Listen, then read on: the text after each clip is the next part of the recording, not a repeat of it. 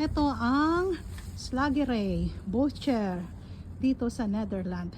Pasukin natin yan mamaya.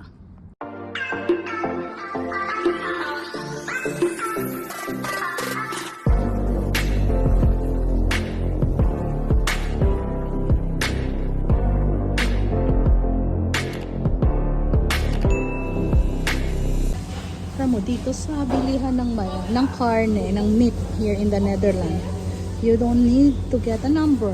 See, alam nila kung sino ang susundan mo. So dito kami nakasunod, tapos kami, yung susunod sa amin yung naka-blue, then sila. Alam mo kung sino yung huling dumating, siya yung susundan mo. Ang galing talaga. Ang galing naman nila, sumusunod sila sa pila. Oh, hindi kagaya siguro sa atin magkakagulo na una-unahan. Dito nakapila talaga sila, hindi mo kailangan ng numero. Oh, diba? Nag-iintay. Yung mama, lamig-lamig na sa labas, 5 degree, pero naka-short pa siya. Workings!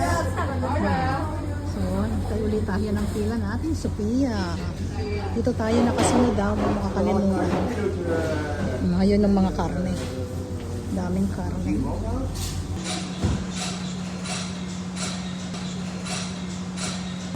So, ito yung mga meat nila dito.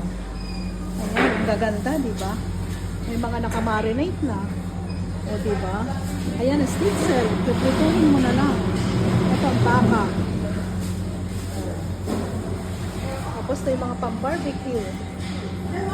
Yeah, the wasitso. Yeah. Yummy.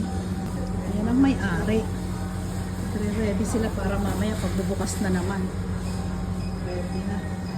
Ayan, nasaraduhan na tayo. Saraduhan ka na. So, ayan. Nagre-ready na sila para mamaya. Ayan. Nagre-ready sila. Daming karne yan, no? Ang galing. May mga libre pa sila. May libre kaming ginili. O, diba?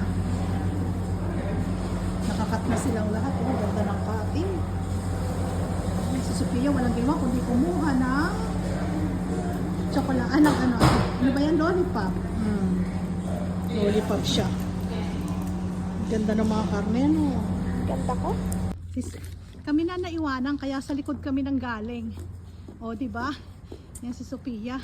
Sarado na kasi. O, sarado na yung tindahan. Ito yung laki ng kanilang place, oh. Diba? O,